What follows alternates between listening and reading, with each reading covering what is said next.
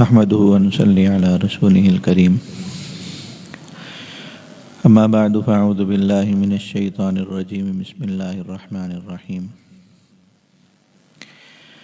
إن هذا القرآن يهدي للتي هي أقوم ويبشر المؤمنين الذين يعملون الصالحات أن لهم أجرا كبيرا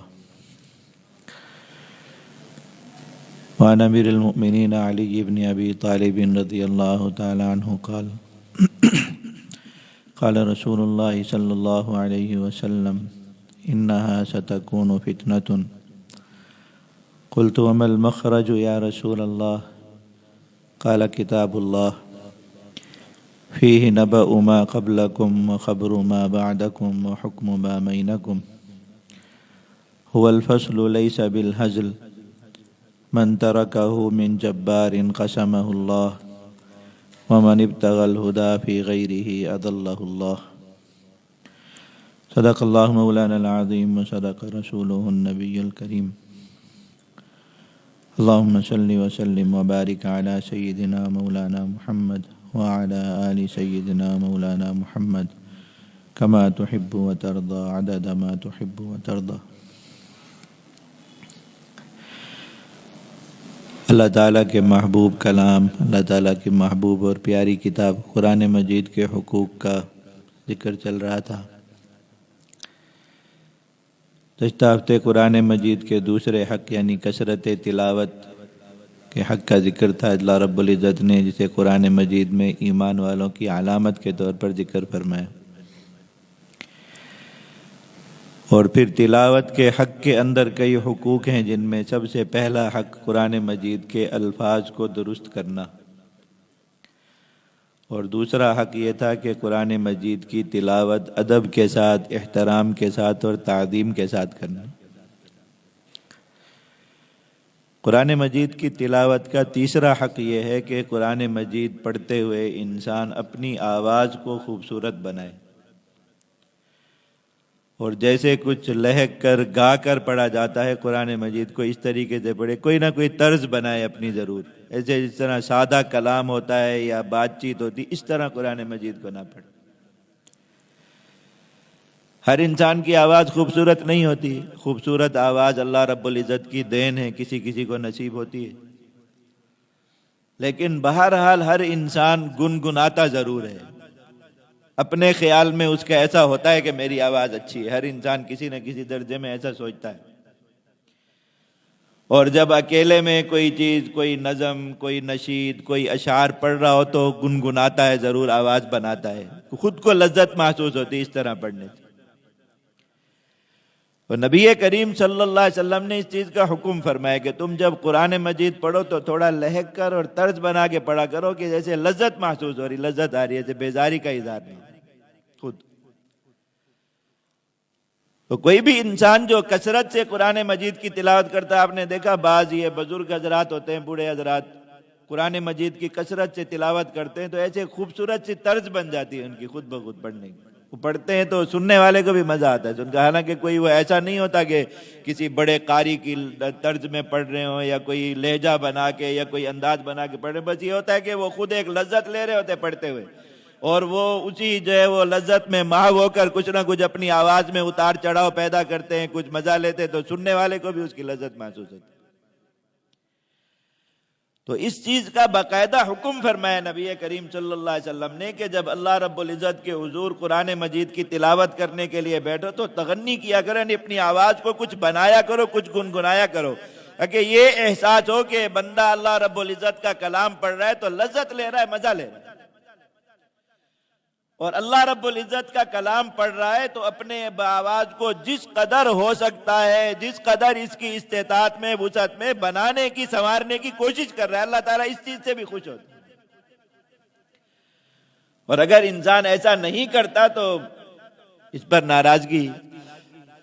اللہ کے نبی صلی اللہ علیہ وسلم نے فرمایا لیس منا من لم یتغن بالقرآن، جو آدمی قرآن پڑھتے ہوئے کوئی طرز نہیں بناتا، کوئی ادا نہیں بناتا اپنی، اور جو ہے وہ کچھ گنگناتا نہیں قرآن مجید کو پڑھتے، اپنی آواز کو اچھا کرنے کی کوشش نہیں کرتا، وہ ہم میں سے نہیں. اور امر فرمائے، تاکید فرمائے چیز کی کہ ایسا کیا کرو۔ نبی کریم صلی اللہ علیہ وسلم کے ایک صحابی حضرت ابو عبیدہ الملیکی رضی اللہ تعالیٰ عنہ فرماتے ہیں مسجد میں بیٹھے ہوئے تھے اور قرآن مجید پڑھ رہے تھے لوگ، کچھ صحابہ کرام۔ اللہ کے نبی صلی اللہ علیہ وسلم اپنے حجرہ مبارکہ سے مسجد میں تشریف لے آئے، ان کی آواز سن کے کہ لوگ قرآن مجید پڑھ رہے ہیں۔ تو میں کہ سب لوگوں کو جو بیٹھے تھے اللہ کے نبی صلی اللہ علیہ وسلم نے پکارا، خطاب پر میں کہ میں یا اہل القرآن، اے قرآن پڑھنے والوں ذرا ادھر توجہ کر۔ اللہ کے نبی صلی اللہ علیہ وسلم کی طرف متوجہ، کچھ فرمانا چاہ رہے ہیں، تو میں یا اہل القرآن، سب لوگ متوجہ ہوئے۔ تو کہا کہ اللہ کے نبی صلی اللہ علیہ وسلم نے اس کے بعد یہ فرمایا، پہلی چیز جو ارشاد فرمائی میں لا تتوسد القرآن، قرآن مجید کو پس پشت نہ ڈال دینا کبھی۔ نصیحت فرمائی، تاکید فرمائی، وصیت فرمائی چیز کی کہ دیکھو جیسے اب قرآن مجید پڑھ رہے ہو، اللہ رب العزت نے توفیق دی، اللہ کے گھر میں آئے ہو، اللہ کا کلام لیا ہے، اس کو پڑھ رہے ہو، تو ہمیشہ یہ کرتے رہنا، کبھی ایسا نہ ہو کہ قرآن مجید کو پس پشت ڈال دو، یا یہ قرآن مجید کے ساتھ یہ تمہارا جو تلاوت کا تعلق ہے یہ بس موسمی تعلق ہو جائے۔ رمضان المبارک آ گیا، کوئی خاص دن آ گیا، کسی کی کوئی وفات ہو گئی، کسی کا کوئی ایصال ثواب کا موقع آ گیا، اب قرآن مجید اٹھا لیا، پڑھ لیا، بس اس کے علاوہ قرآن مجید رکھا ہوا ہے، پس پشت ڈالا، اس کے کوئی توجہ نہیں۔ روزانہ کا وظیفہ نہیں ہے قرآن مجید، روزانہ کی کوئی مقدار، روزانہ کا کوئی وقت ایک مومن کا مقرر نہیں قرآن مجید پڑھنے کا، یہ قرآن مجید کو پس پشت ڈالنا۔ اور اسی پر شکایت ہے جو پچھلے جمعہ عرض کیا تھا کہ معمولی شکایت نہیں، اللہ کے نبی صلی اللہ علیہ وسلم روز حشر اللہ تعالیٰ کے حضور یہ صفحات جو ہے وہ شکایت فرمائیں گے کہ یہ میری وہی قوم ہے جنہوں نے قرآن مجید کو پس پشت ڈال دیا تھا، اور قرآن مجید بھی ان کے خلاف گواہ بن کے آ جائے گا کہ اللہ یہ تو میرے تلاوت نہیں کرتے تھے، نہیں پڑھتے تھے، ان کو مجھ سے کوئی پیار نہیں تھا، کوئی تعلق نہیں تھا، کوئی محبت نہیں تھی، کوئی رشتہ نہیں جڑا ہوا تھا کہ روزانہ ملاقات ہوتی، روزانہ یہ میرے پاس آتے، روزانہ یہ کچھ نہ کچھ وقت جو ہے وہ میرے لیے صرف کرتے، ایسا کوئی تعلق نہیں تھا ان کا اور ہمارا۔ تو پہلی تاکید اور پہلی وصیت یہی فرمائی، لا تتوسد القرآن الکریم، قرآن مجید کو کبھی پس پشت مت ڈال دینا۔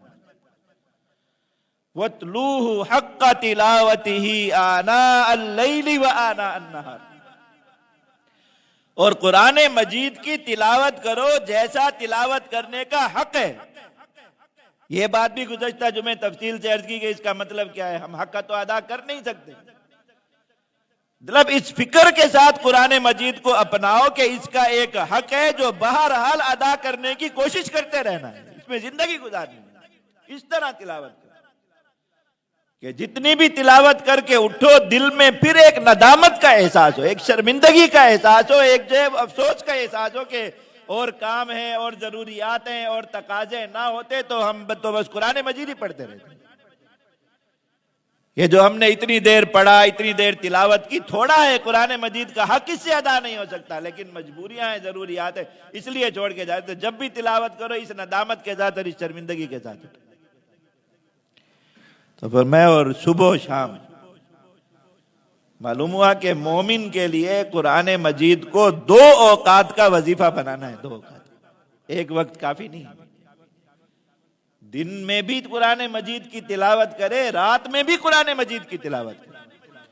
اور رات کی تلاوت تو اللہ تعالیٰ نے قرآن مجید میں فرمایا کہ جو آخر پہر رات کا ان قرآن الفجر کان مشہودا، جو رات کے آخری پہر کی تلاوت ہے اسے سننے کے لیے تو فرشتے آسمان سے زمین پر تشریف لے آتے ہیں، حاضر ہوتے ہیں۔ اللہ کے نبی صلی اللہ علیہ وسلم نے یہ بات فرمائی، پہلی چیز تاکید کیا ہے کہ قرآن مجید کو پس پشت مت ڈال دو، تمہارا اس سے رشتہ اور تعلق کبھی ٹوٹنا نہیں چاہیے۔ یہ نہ ہو کہ کسی وقت قرآن مجید، کوئی دن ایسے ہوں سال کے جن میں روٹھا ہوا اور ناراض ہو کہ آج کل یہ بندہ میرے پاس نہیں آ رہا، ٹوٹا ہوا ہے، کٹا ہوا ہے۔ دوسری چیز یہ کہ قرآن مجید کی تلاوت زیادہ کرو، کثرت کے ساتھ کرو، جیسے حق ادا کرنے کی فکر کے ساتھ کر رہے ہو، اور صبح و شام کرو، آناء اللیل والنہار، دن کی گھڑیوں میں بھی قرآن مجید کی تلاوت ہو، رات کی گھڑیوں میں بھی قرآن مجید کی تلاوت ہو۔ نہ مومن کا کوئی دن کا وقت، یہ زندگی کے دو پیریڈ ہیں گزرتے ہیں، تو ایسا نہیں کہ کوئی پیریڈ کوئی وقت جو زندگی کا ایسا گزر گیا جس میں قرآن مجید نامہ اعمال میں درج نہیں ہے کہ یہ جو ایک دن گزرا ہے روشن، صبح سورج نکلنے سے لے کے سورج غروب ہونے تک، اس میں بندے کے نامہ اعمال میں قرآن نہیں ہے۔ یہ جو رات ہوئی ہے، اندھیرا چھایا ہے مغرب کے بعد سے لے کے طلوع فجر تک، اس میں بندے کے نامہ اعمال میں قرآن نہیں، ایسا نہیں ہونا چاہیے کوئی دن میں۔ تو دن کے اعمال میں بھی لکھا ہو کہ دن میں بھی اس بندے نے قرآن مجید کی تلاوت کی، اور رات کے اعمال میں بھی لکھا ہو کہ رات میں بھی اس بندے نے قرآن مجید کی تلاوت کی۔ اگلی بات کیا فرمائی؟ فرمایا وَأَفْشُوهُ، قرآن مجید کا پیغام، قرآن مجید کا نور، قرآن مجید کی دعوت، قرآن مجید کی تعلیم عام کرو۔ قرآن مجید انسان سیکھے، قرآن مجید سکھائے آگے لوگوں کو، تو وہ عام انسان نہیں رہتا، وہ خیر الانسان بن جاتا ہے، انسانوں میں بہترین انسان۔ میں وہی ہیں جو قرآن مجید سیکھتے ہیں، قرآن مجید سکھاتے ہیں۔ اور یہ پیچھے ہمارے 2-3 ہفتے مسلسل بیان چلتا رہا اولاد کے حقوق میں، تو جو سب سے پہلی چیز اولاد کے حقوق میں نام رکھنے کے بعد درج ہے والدین کی ذمہ داری ہو کیا کہ ان کو قرآن مجید سکھائیں۔ اگر قرآن مجید نہیں سکھاتے والدین اپنی اولاد کو، تو وہ اپنی اولاد کی حق تلفی کر چکے، اب اولاد بھی ان کی حق تلفیاں کرے گی۔ تو خود سیکھنا، آگے لوگوں کے لیے سیکھنے کے اسباب مہیا کرنا، راستے بنانا، جس کو اللہ رب العزت نے خود ایسا قرآن مجید عطا فرمایا کہ وہ لوگوں کو خود اس کی تعلیم دے سکتا ہے، وہ دے۔ ورنہ اتنا حق تو ہے کہ خود بھی جو بقدر واجب ہے سیکھے، اور پھر اپنی اولاد کے لیے اس کی ترتیب بنائے۔ یہ بھی تعلیم قرآن ہے، اولاد کو قرآن مجید کی تعلیم پر لگانا۔ تو فرمائیں بس قرآن مجید کو عام کرو، قرآن مجید کی ہر بات لوگوں تک پہنچاؤ، قرآن مجید کے الفاظ لوگوں تک پہنچاؤ، زمین کو قرآن مجید کے نور سے منور کر دو۔ جس طرح تم قرآن مجید کو پھیلا سکتے ہو، جس طریقے سے بھی قرآن مجید کا پیغام دنیا میں عام کر سکتے ہو کرو۔ یہ قرآن مجید کے حقوق میں سے حق ہے، وَأَفْشُوهُ، قرآن مجید کو عام کر دو، دنیا میں ہر جگہ پر قرآن مجید پہنچے۔ اور اس کے بعد اگلا حق ارشاد فرمائے وَتَغَنَّوْا، قرآن مجید کو ذرا خوبصورت اور ایک جو ہے وہ لہک لہک کر مزہ لے کر آواز بنا کر پڑھا کرو، قرآن مجید کو تغنی کیا کرو قرآن مجید کے ساتھ۔ اللہ رب العزت اس چیز سے خوش ہوتے ہیں کہ بندہ اللہ رب العزت کے کلام کو بنا سنوار کر اور اچھی آواز میں پڑھنے کی کوشش کر رہا ہے، کچھ لہجہ بنا رہا ہے، کچھ زور لگا رہا ہے، جیسا بھی جیسے اس سے ہو رہا ہے، اپنی طرف سے تو ایک محنت کر رہے ہیں۔ اور اگلا فرمائے وَتَدَبَّرُوا فِيهِ، قرآن مجید میں غور و فکر کیا کرو۔ تلاوت کے حق کے بعد اور تلاوت کے حق میں پھر یہ جو کئی حقوق آگے، ان کے بعد جو قرآن مجید کا اگلا لازمی حق ہے ایک مسلمان پہ، وہ ہے کہ ہر مسلمان قرآن مجید کو اتنا سمجھے کہ کہاں قرآن مجید کوئی حکم بیان کر رہا ہے، کہاں قرآن مجید کوئی عذاب کی وعید دے رہا ہے، وہاں اس کا دل ڈر جائے۔ کہاں قرآن مجید کوئی اللہ رب العزت کا انعام سنا رہا ہے، وہاں اس کا دل خوش ہو جائے۔ ایک مومن کو قرآن مجید کی اتنی ضروری معرفت حاصل ہو، یہ بھی قرآن مجید کے حقوق میں سے ایک حق۔ اللہ تعالیٰ نے ایمان والوں کی صفات میں اس چیز کو ذکر فرمایا کہ کائنات میں غور و فکر کرتے، تو جب کائنات میں عام جو اللہ تعالیٰ کی مخلوق ہے اس میں غور و فکر کرنے سے انسان ایمان کے مدارج اور ایمان کی جو ہے وہ سیڑھیاں چڑھتا ہے، بلندیاں طے کرتا ہے۔ تو خود سوچئے کہ جو چیز اللہ رب العزت کی ذات مبارک سے صادر ہوئی، اللہ تعالیٰ کا کلام ہے، اللہ تعالیٰ کی صفت ہے، اللہ تعالیٰ کے ہاں محبوب چیز ہے، اس میں غور و فکر کرنے سے انسان کتنا تیزی سے ایمان کے مدارج چڑھے، کوئی تصور کر سکتا ہے اس چیز کا؟ تو حضرات صحابہ کرام تو قرآن مجید پڑھتے تھے سیکھ سیکھ کر جاتے۔ حضرت عبداللہ ابن عمر رضی اللہ تعالیٰ عنہ اتنے بڑے عالم ہیں حضرات صحابہ کرام میں، جو چند ایک اہل علم آپ حضرات صحابہ کرام میں بڑے علماء شمار کرے۔ حضرت عبداللہ ابن عمر رضی اللہ تعالیٰ میں جو ہے صرف سورہ بقرہ یاد کرنے میں کئی سال لگے، کئی سال۔ میں ایک آیت سورہ بقرہ کی میں پڑھتا تھا، پھر اس پر میں غور و فکر کرتا تھا کہ اللہ تعالیٰ اس میں مجھ سے فرما کیا رہے ہیں۔ اس میں اچھی طرح تدبر کرنا، اللہ کا کوئی حکم اس میں مجھے مل رہا ہے تو میں اس حکم پر عمل کے لیے اپنے آپ کو تیار کروں۔ اللہ رب العزت اس میں مجھے کسی چیز سے روک رہے ہیں تو میں اپنے نفس کو اس سے رکنے کا عادی بناؤں۔ اللہ رب العزت اس میں مجھ سے کوئی کلام فرما رہے ہیں، مجھ سے کوئی تقاضا فرما رہے ہیں عبدیت کا، بندگی کا، تو میں اپنے آپ کو اللہ رب العزت کے اس تقاضے کے سانچے میں ڈالنے کی محنت اور کوشش کروں۔ اللہ رب العزت مجھے کہیں کسی انعام کی بشارت دے رہے ہیں تو میں اپنے آپ کو اس بشارت کا مستحق بنانے کی کوشش کروں۔ کہیں اللہ رب العزت کوئی وعید دے رہے ہیں، ڈرا رہے ہیں، تو میں اپنے آپ کو ایسا بناؤں کہ میں اللہ رب العزت کی اس وعید کا مستحق نہ ہو جاؤں۔ اس طرح سوچ سوچ کر، سمجھ کے اس کو۔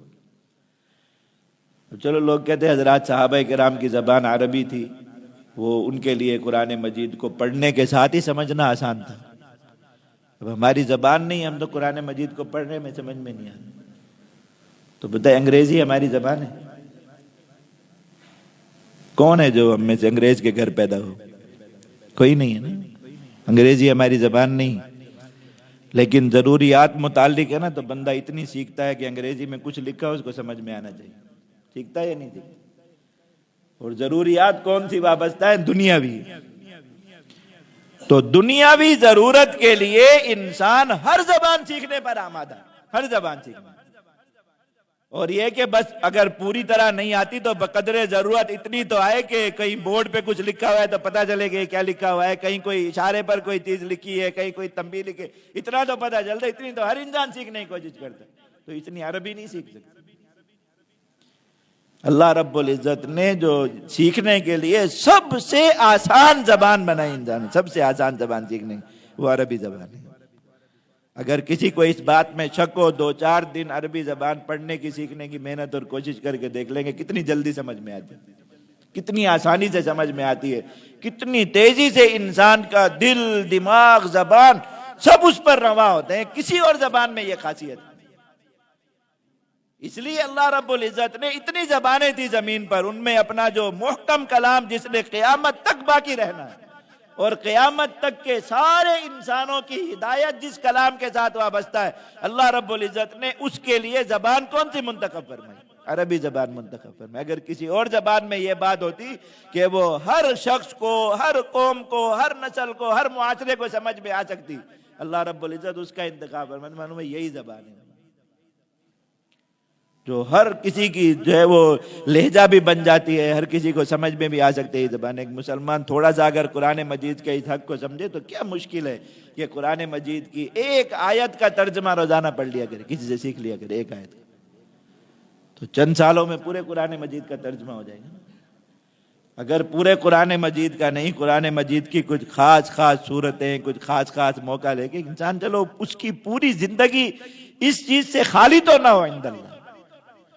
ایک مسلمان اتنی بڑی زندگی گزار کے دنیا سے چلا گیا، ساری زندگی یہ قرآن اس کے ساتھ رہا، ساری زندگی یہ قرآن اس کی زبان پر رہا۔ قرآن مجید کی چلو اور کچھ نہیں، آسان چند جو مختصر چھوٹی صورتیں، انہی کا ہی ترجمہ سیکھ لیتا ہے انسان، ان کے اندر اللہ رب العزت کا جو پیغام ہے ان کو سیکھ لیتا۔ کم از کم اتنا ہوتا کہ قرآن مجید کا کچھ حصہ تو ایسا ہے جسے ایک مسلمان پڑھتا ہے تو اسے سمجھ بھی آتا ہے، اور وہ اس احساس اور شعور کے ساتھ اس کو پڑھتا ہے کہ یہاں پر میرے اللہ، میرے رب مجھ سے کیا فرما رہے، کیا خطاب فرما رہے، مجھے کس طرح پکار رہے ہیں، مجھے کیا حکم فرما رہے ہیں، مجھ سے کیا تقاضا فرما رہے ہیں۔ کچھ حصہ تو قرآن مجید کا ہر مسلمان کی زندگی میں ایسا ہوتا ہے کہ وہ اپنے آپ کو اس میں تدبر اور تفکر کے قابل بنا لیتا ہے۔ یہ جو قرآن کا حصہ پڑھا جا رہا ہے اس کو سمجھ کر پڑھا جا رہا ہے، اور جو انسان قرآن مجید کی جو بات سمجھ میں آئی ہوئی ہو، وہ تلاوت کے دوران انسان جہاں اس پر آتا ہے تو اس کی کیفیت ہی الگ ہو جاتی ہے، بدل جاتا ہے وہاں پہ۔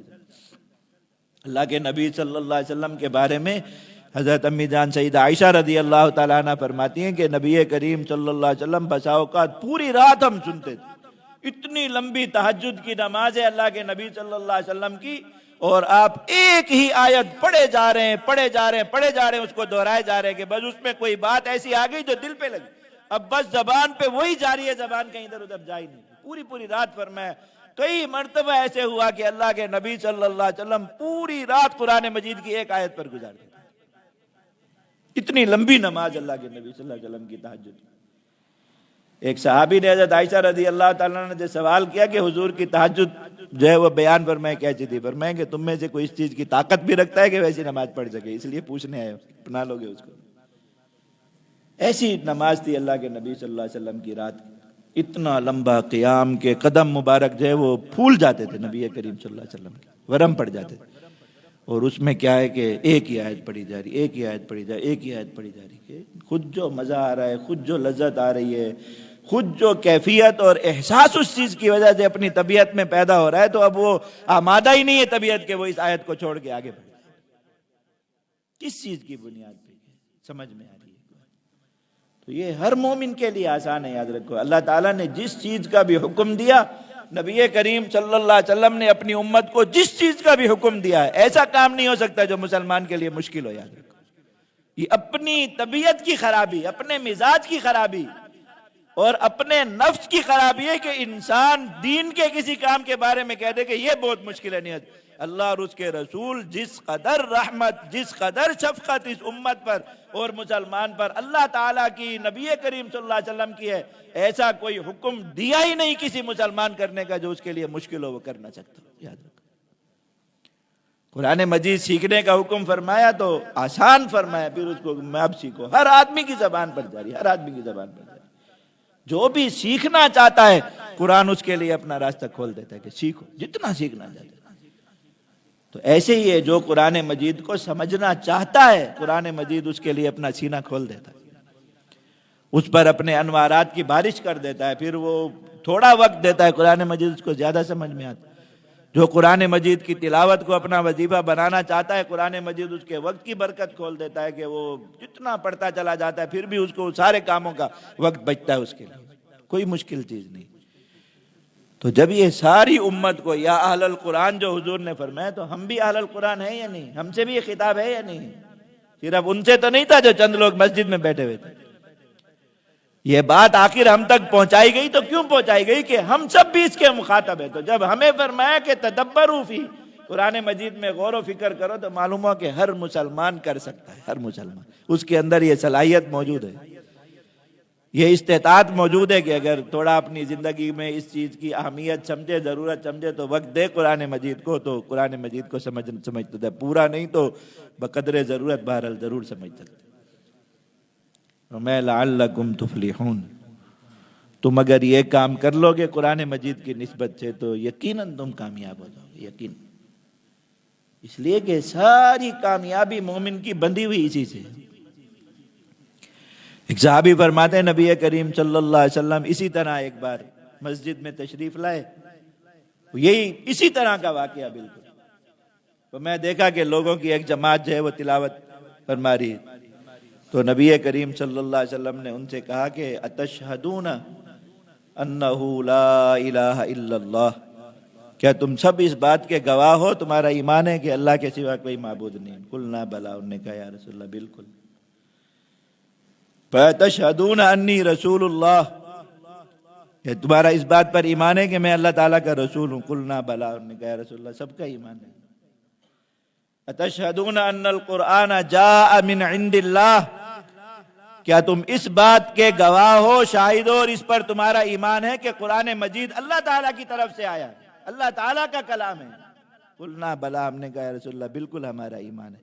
اور میں ابشروا، خوشخبری تمہارے لیے، مبارک ہے تمہارے لیے یہ بات، اس لیے کہ یہ قرآن ان ھذا القرآن طرفہ بید اللہ، یہ قرآن ایک رسی کی طرح ہے جس کا ایک سرا اللہ رب العزت کے ہاتھ میں ہے، وطرفہ بایدیکم، اور دوسرا سرا تمہارے ہاتھ میں ہے۔ جس آدمی نے اپنے آپ کو قرآن مجید کے ساتھ جوڑا ہوا ہے، اور وہ جو پچھلی روایت میں اللہ کے نبی صلی اللہ علیہ وسلم نے ایک نصاب بیان فرمایا کہ تم قرآن مجید کے ذریعے کامیابی چاہتے ہو تو کیا کرو، کیا کیا کام بتائیں؟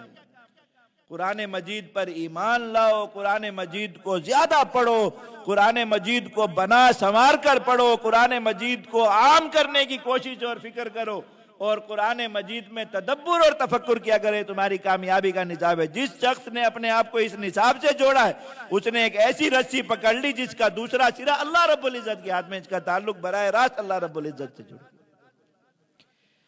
فَلَن تَهْلِكُوا، تو یاد رکھو تم نے یہ رسی پکڑ لی تو تم کبھی ہلاک نہیں ہوگے، کبھی تم ہلاک نہیں ہوگے، تباہ نہیں ہوگے، وَلَن تَضِلُّوا، اور کبھی تم گمراہ نہیں ہوگے، کبھی بھی گمراہی میں نہیں پڑو گے قرآن مجید کے ساتھ اگر جڑے رہو گے۔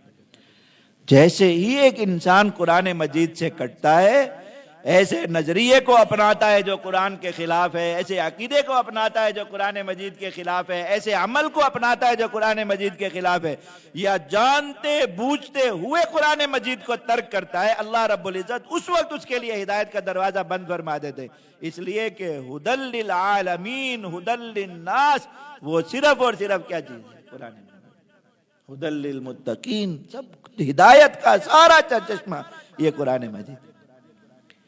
یہ جو خطبے میں روایت پڑھی حضرت علی رضی اللہ تعالیٰ عنہ، بہت تفصیلی اور طویل روایت، فرماتے ہیں نبی کریم صلی اللہ علیہ وسلم نے فرمایا کہ میری امت پر فتنے آئیں گے، تو قلت وما المخرج یا رسول اللہ، تو میں نے پوچھا یا رسول اللہ ان سے نکلنے کا راستہ اور طریقہ کیا ہوگا؟ ہم لوگ ہوتے ہیں نا کیا پوچھتے ہیں، کب آئیں گے، کہاں آئیں گے، کیسے آئیں گے، کتنے آئیں گے، ان سوالات میں پڑتے ہیں۔ حضرات صحابہ کرام کو فوراً کس چیز کی فکر ہے کہ فتنہ ہے تو اسے نکلنا کیسے، بس یہ پوچھو کیسا ہوگا، کب ہوگا، کہاں ہوگا، کیوں ہوگا، بس ایک خبر ہے کہ فتنہ آئے گا تو آئے گا۔ اب مومن کی یہ کہ اس چیز کی اس میں پڑھنا کہ وہ کیسا ہوگا، کہاں ہوگا، یہ مومن کا کام نہیں۔ مومن کی فکر یہ ہونی چاہیے کہ میں اس سے اپنے آپ کو کیسے بچاؤں۔ تو فوراً عرض کیا وما المخرج یا رسول اللہ، آپ فرمائیے کہ ہمارے لیے اس سے راہ نجات کیا ہے؟ فرمایا کتاب اللہ، مختصر اللہ تعالیٰ کی کتاب۔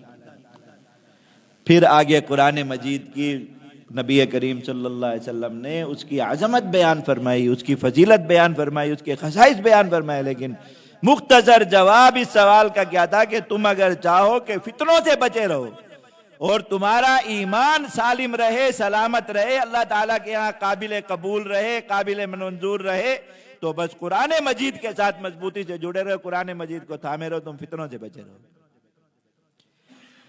میں قرآن مجید ایسی کتاب ہے جس میں پہلے والوں کے حالات بھی اللہ رب العزت نے تمہیں بتائے، فی نبأ ما قبلکم، بتا دیا کہ دیکھو اتنی بڑی بڑی قومیں، اتنی بڑی بڑی طاقتیں جن کے آثار آج بھی زمین پر کھڑے ہیں، اور یہ موجودہ زمانے کی سائنس باوجود اپنے اتنے بلند و بالا دعووں کے اور خدائی کے دعووں تک پہنچنے کے باوجود ان لوگوں کی بنائی ہوئی چیزوں کی حقیقت کو سمجھنے میں سے بھی آج تک قاصر ہے کہ انہوں نے کیسے بنائی۔ ایسی ایسی اقوام زمین پر گزری۔ یہ آج کا انسان انگریزی کے دو چار لفظ پڑھ کے یا سائنس کی دو چار اصطلاحات پڑھ کے اپنے آپ کو بہت ترم خان سمجھتا ہے کہ ہم شاید ترقی کے اور علوم کے ان مدارج تک پہنچے کہ ہم سے آگے کوئی نہیں پہنچا۔ زمین پر پچھلی اقوام کی ایسی ایسی نشانیاں موجود ہیں جن کی حقیقت سمجھنے سے بھی آپ کی سائنس آج تک قاصر ہے، حقیقت سمجھنے سے۔ اور یہ باوجود اتنی جدید مشینری کے، باوجود اتنے زیادہ اسباب کے، نہ ویسی چیزیں بنانے پر قادر ہونا تو دور کی بات ہے، یہ سمجھنے سے بھی آج تک قاصر ہے کہ انہوں نے کس طرح بنایا۔ یہ قوم عاد و سمود کی نشانیاں، فرعونوں کے مقبرے، یہ جو اہرام بنے ہوئے، آپ اپنے سائنسدانوں کی ان کے بارے میں تحقیقات پڑھیں، وہ ان کے سامنے اپنے عجز کا اظہار کر چکے کہ ہم ان کی حقیقت کو نہیں سمجھ سکے کہ اس زمانے کے لوگوں نے کون سی سائنس، کون سے علوم کی بنیاد پر یہ ساری چیزیں بنائی۔ آج یہ اپنے اس کو جس کی وجہ سے آپ اپنے سامنے موجود چیز کو نہیں سمجھ سکے آج تک، تو اس کی بنیاد پہ اللہ رب العزت کی ذات پر شک اور قرآن مجید کی باتوں پر جن چیزوں کو سمجھ ہی نہیں سکتے اپنے آپ۔ اللہ تعالیٰ نے میں ان کی خبریں تمہیں اس لیے سنائی کہ دیکھو کوئی انسان کچھ بھی بن جائے، کچھ بھی بن جائے، اگر اللہ رب العزت سے جڑا ہوا نہیں ہے، اللہ رب العزت پہ ایمان لایا ہوا نہیں ہے، اللہ رب العزت کی بندگی اور غلامی میں نہیں، دنیا میں بھی اس کی کیسی ناکامی ہے، آخرت میں بھی اس کی کیسی تباہی اور بربادی۔ اللہ رب العزت نے یہ پچھلے لوگوں کے قصے بتا کر تمہیں یہ بات سمجھائی۔ یہ صرف قصے کہانیوں کتاب نہیں ہے کہ آپ بیٹھ کر مزے لیں، جیسے بچے جو ہے رسالے پڑھتے ہیں کہ فلاں کا قصہ لکھا ہوا ہے، فلاں بادشاہ کی کہانی لکھی۔ اللہ تعالیٰ نے یہ قوم عاد، سمود، فرعون اور ان ساری اقوام کے قصے اس لیے نہیں بیان فرمائے کہ مزے لے لو، عبرت کے لیے بیان فرمائے۔ انسان کچھ بھی بن جائے تو ان سب کو دیکھتا رہے کہ اللہ رب العزت ہے اور اللہ رب العزت کتنے قادر ہے۔ وَخَبَرُ مَا بَعْدَكُمْ، اور آگے جو کچھ تمہارے ساتھ ہونے والا ہے وہ خبر بھی دے دی. آگے ایک جنت ہے، اس کا پورا تعارف کرا دیا اور اس کا پورا راستہ بتا دیا کہ یہاں تک کیسے پہنچو گے. آگے ایک جہنم ہے، اس کا بھی پورا تعارف کرا دیا اور اس کا بھی راستہ اور طریقہ بتا دیا کہ اس پہ چل پڑو گے تو وہاں جا کے گرو گے. مستقبل یہ جو انسان کی زبان پہ ہر وقت مستقبل مستقبل مستقبل، مستقبل ہے کیا؟ یقینی مستقبل کیا ہے انسان کا؟ خبر اور آخرت. اس کے علاوہ کوئی مستقبل کسی انسان کا یقینی ہو بتائی. ایک انسان ابھی سوئے مستقبل کے منصوبے بناتے بناتے کہ یہ بھی کرنا ہے، یہ بھی کرنا ہے، فلاں بھی کرنا ہے، اور تعلیمی منصوبے بھی بنائے مستقبل کے، اور معاشی منصوبے بھی بنائے مستقبل کے. پتہ چلے کہ سویا تھا اٹھا ہی نہیں ہے، سارا مستقبل ساتھ ہی دفن ہو گیا زمین میں. یہ کیا مستقبل ہے جس کے آنے کا پتہ ہی نہیں؟ وہ مستقبل جس کا آنا یقینی ہے وہ کیا ہے؟ قبر میں اترنا ہے. وہ مستقبل جس کا آنا یقینی ہے وہ قرآن نے بتایا کہ اللہ کے سامنے جا کر کھڑے ہونا ہے. وہ مستقبل جس کا آنا یقینی ہے وہ قرآن نے بتایا کہ حساب ہے، کتاب ہے، سوال و جواب ہے، سارے مراحل سے گزرنا ہے. وہ مستقبل جس کا آنا 100% حتمی ہے وہ کیا ہے کہ یا تو جنت ہے یا جہنم ہے. فریق فی الجنت و فریق فی السعیر. ایک جماعت وہاں، ایک جماعت وہاں ہے، تیسرا کوئی مستقبل نہیں. اس کے علاوہ کوئی جگہ نہیں ہے جس کے بیٹھ کے منصوبے بنا رہا ہے انسان، یہ بھی میرا مستقبل، وہ بھی میرا مستقبل، اور وہ بھی میرا مستقبل. تو میں بعد کی بات بھی بنا دی. هو الفصل لیس بالہزل. اور یہ بات یاد رکھو، قرآن مجید کی ہر بات قطعی ہے، اس میں کوئی چیز مذاق میں نہیں کہی. کوئی چیز ایسی نہیں جس کے بارے میں فیصلہ تبدیل ہو سکے. یہ وہ قوانین ہیں جو اٹل ہیں، یہ وہ ضابطے ہیں جن کو کوئی منسوخ نہیں کر سکتا، جن کے اندر سے کسی کو کوئی رعایت نہیں مل سکتی، جن کے اندر کسی قسم کی کوئی تبدیلی نہیں ہو سکتی. تو کوئی اس کی قرآن مجید کی کسی بات کو ایسا سمجھے کہ اگرچہ لکھا ہوا ایسے، اگرچہ ہم تک پہنچی ایسے، لیکن کیا پتہ ہے ویسے نہ ہو آگے چل کے. قرآن مجید کی کسی بات کو مذاق مت سمجھنا. هو الفصل لیس بالہزل. اس میں کوئی چیز مذاق نہیں. یاد رکھنا، جس چیز سے اس نے ڈرایا ہو کے رہے گی، جس کا اس نے وعدہ دیا مل کے رہے گی، جو حالات اس نے بتائے پیش آ کے رہیں گے. یاد رکھنا، جو مراحل اس نے بتائے ہر مرحلے سے گزرنا پڑے گا، کسی سے کوئی رعایت نہیں، کوئی معافی نہیں.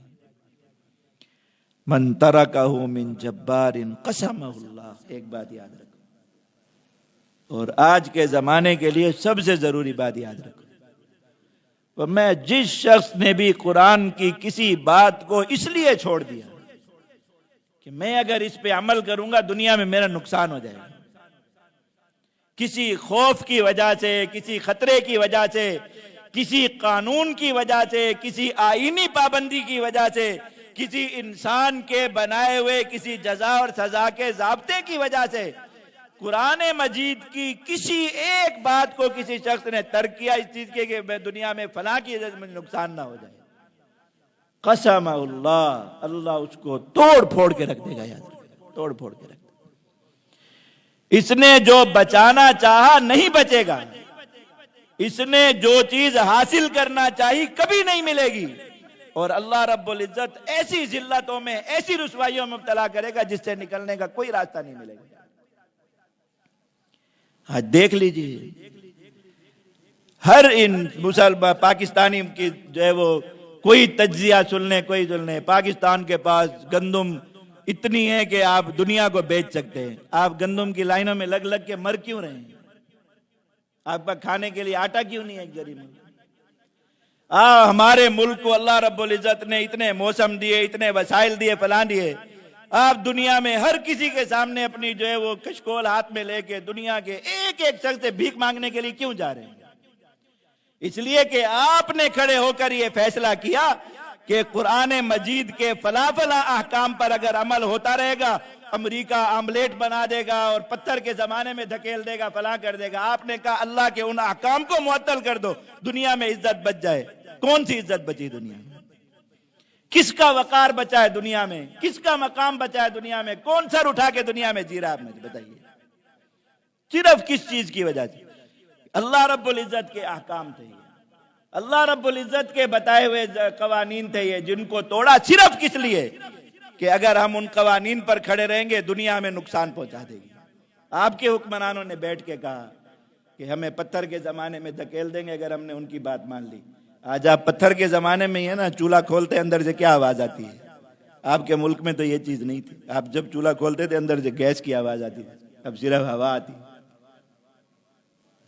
پتھر کے زمانے میں تو پہنچے ہوئے ہیں، اس سے آگے اور کیا جانا ہے، اور مزید جائیں گے۔ آپ دیکھیں کیا ہے، اگر 4 5 6 مہینے بعد جا کے کہیں سے کوئی چند ارب ڈالر کی بھیک لے کے آگے، آپ کے وزیروں کے خرچے ہی پورے ہو جائیں گے اگلے 5 6 مہینے کے، آپ کے ہاتھ میں کیا آنے والا ہے؟ لیکن کیا ہوا کہ وہ جنہوں نے کھڑے ہو کے فیصلے کیے، قوم نے ان کی ہاں میں ہاں ملائی، آج ذلت میں سارے کے سارے برابر جا رہے۔ اللہ کے نبی صلی اللہ علیہ وسلم یہ بات بتا کر گئے، سمجھا کر گئے، یاد رکھنا جس نے قرآن مجید کے ایک ذرہ برابر حکم کو بھی صرف اس چیز کی وجہ سے چھوڑا، من جبار، کسی شخص کے خوف، کسی شخص کے روب، کسی کے خطرے کی وجہ سے کہ ہم اگر ایسا کریں گے بس ہمارا نقصان ہو جائے گا، قسمہ اللہ، قسم کہتے ہیں کمر توڑ دینے کا، اللہ تعالیٰ اس کی کمر توڑ کے رکھ دے گا۔ یاد رکھیں، تڑپیں آپ جتنا تڑپ سکتے ہیں، کہیں نکل کے دکھا دیں اس میں سے، کبھی نہیں نکل سکتے اللہ رب العزت کے عذاب سے۔ یہ بات یاد رکھنا، جب تک کہ اللہ رب العزت کے دین کی طرف، اللہ کے بنائے ہوئے قانون کی طرف واپس نہیں لوٹ جاتے۔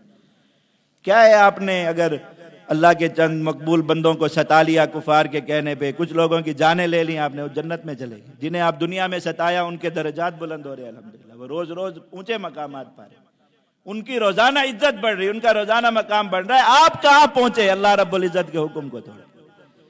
آپ اللہ رب العزت کے فریضہ جہاد سے جان چھڑا کے کہاں پہنچے؟ آپ مجاہدین سے اپنا دامن چھڑا کے پہنچے کہاں؟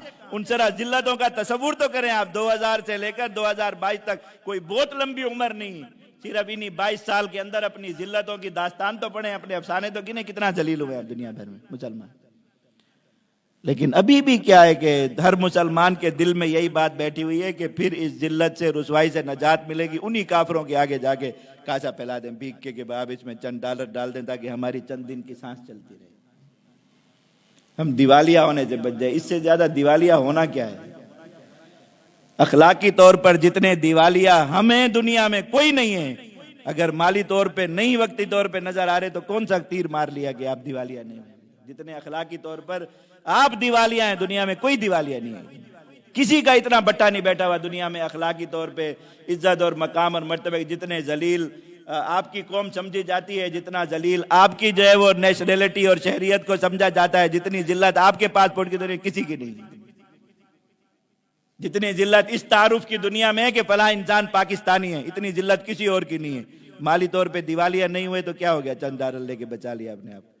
لیکن اللہ کے نبی صلی اللہ علیہ وسلم یہ بتا کے گئے تھے، یاد رکھنا اللہ رب العزت ایسی تباہیوں اور بربادیوں میں ڈالے گا جس سے نکلنے کا کوئی راستہ نہیں ملے، صرف اس چیز کی بنیاد پہ کہ قرآن کے فلاں ہم سود کے خلاف، سود کے فیصلے آئے پڑے اور آپ کی عدالتوں نے فیصلے دیے ہوئے کہ ملک سے سود کا نظام، ہم سود کا نظام ختم کریں گے تو دنیا سے کٹ جائیں گے، ہماری معیشت نہیں چلے گی۔ آپ کی معیشت چل رہی ہے، آپ کی معیشت چل رہی ہے اگر آپ سود پہ کھڑے ہیں۔